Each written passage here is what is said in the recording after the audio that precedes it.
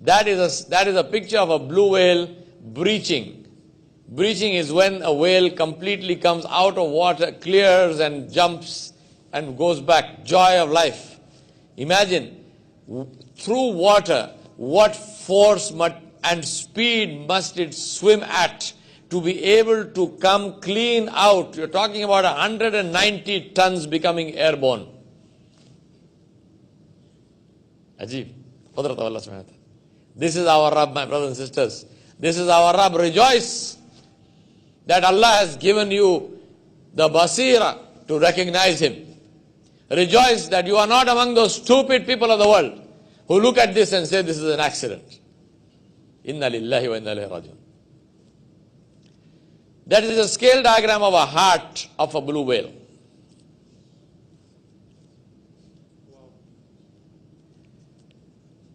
Roughly the heart of a blue whale is the size of a car, an average car.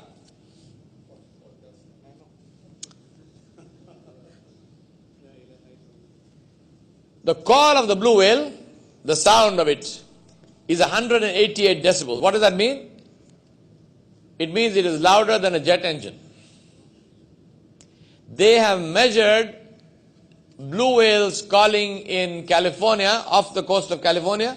They have recorded them off the coast of Japan, across the Pacific Ocean.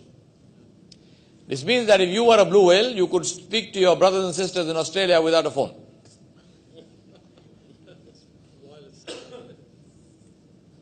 The tongue of a blue whale weighs 4 tons, the size of an elephant. The mouth of the blue whale can hold 90 metric tons. An average caterpillar dump truck holds 10 tons. The mouth of a blue whale holds the equivalent of 9 caterpillar dump trucks. But it can't swallow anything bigger than a beach ball. I want to tell you to keep on asking yourself one question every time I give you a fact. And what's the question? Say why. Say what? Why? Why must you create a mouth that holds 90 metric tons but it cannot swallow anything bigger than a beach ball? Ask yourself, if you were the creator, what would you do? How would you create? Think about that. Ask yourself why. The blow of the blue whale, and that's the picture in the center. That is not the fountain off the coast of Jeddah. That is the blow of a blue whale. 50 feet straight up in the air. Ajib, eh? The calf of a blue whale drinks 400 liters of milk a day. If you had to feed the calf, you would need a whole dairy farm. The blue whale eats krill, and it needs and eats 8,000 pounds of krill, 8 tons of krill per day, which is 40 million krill.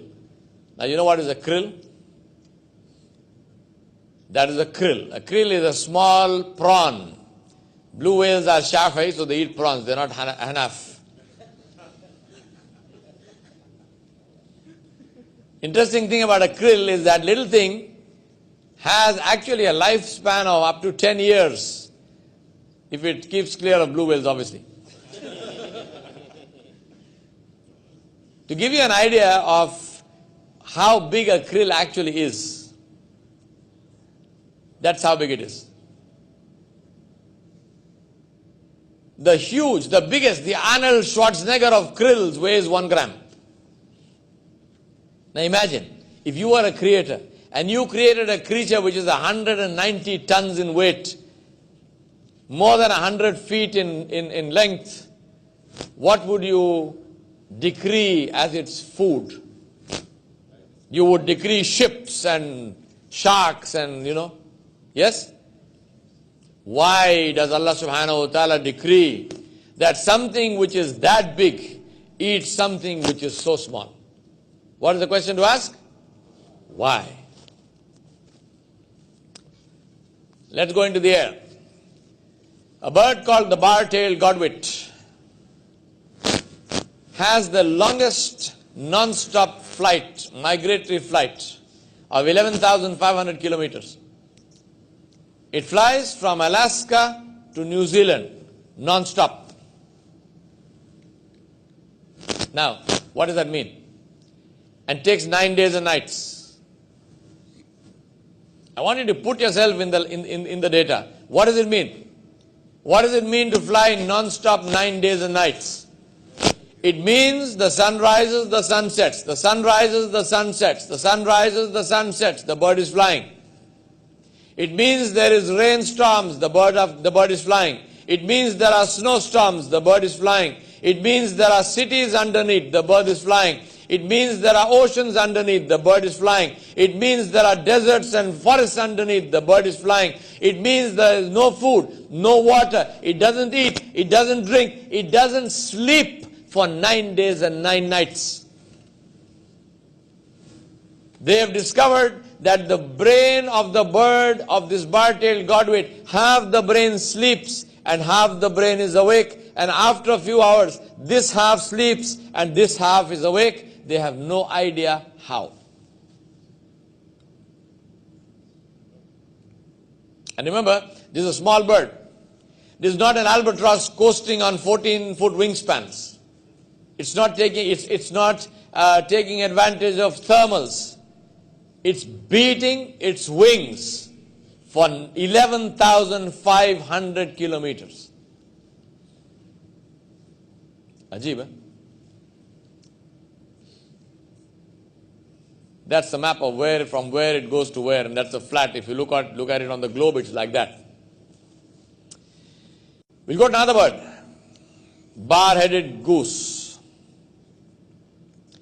Bar-headed geese take off from Alaska. They go straight up.